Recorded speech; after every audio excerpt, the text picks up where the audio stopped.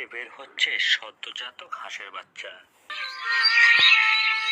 মোটা কাঁথার নিচ থেকে যেন নিজেদের শক্তিমত্তার জানান দিচ্ছে হাজার হাজার বাচ্চা হাঁস। পুরোপুরি সনাতন পদ্ধতিতে ঘরোয়াভাবে কোনো রকম বৈদ্যুতিক শক্তি ছাড়াই লেপ, তোশক, কাঁথা আর হারকিন দিয়ে প্রতিদিন হাজার হাজার বাচ্চা উৎপাদন করে কিশোরগঞ্জের ইতনাত জুবায়ের আহমেদ।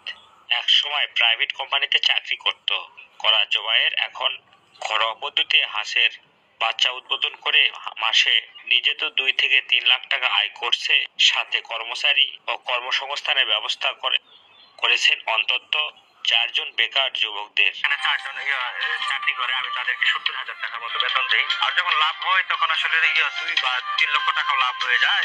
লাভ আসলে এটা এইভাবে বলাটা মুশকিল। এটা জুবায়ের হ্যাঁসারিতে হাঁসের বাচ্চা ফুটানোর পদ্ধতি একেবারে ভিন্ন। শুকনা খড়, ধানের তুষ বা শুকনা কাপড় বিছিয়ে তার উপর তোশক দেওয়া হয়। এরপর ডিমগুলো সাজিয়ে দিয়ে কাপড় দিয়ে ঢেকে দেওয়া হয়। তাপমাত্রা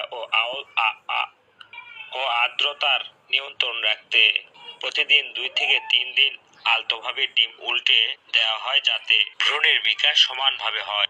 10 থেকে 12 দিনের মধ্যে নষ্ট ডিমগুলো বাছাই করে ফেলে দেওয়া হয়।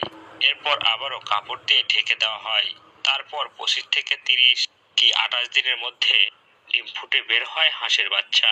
পরবর্তীতে হাঁসের বাচ্চাগুলো 12 থেকে 24 ঘন্টা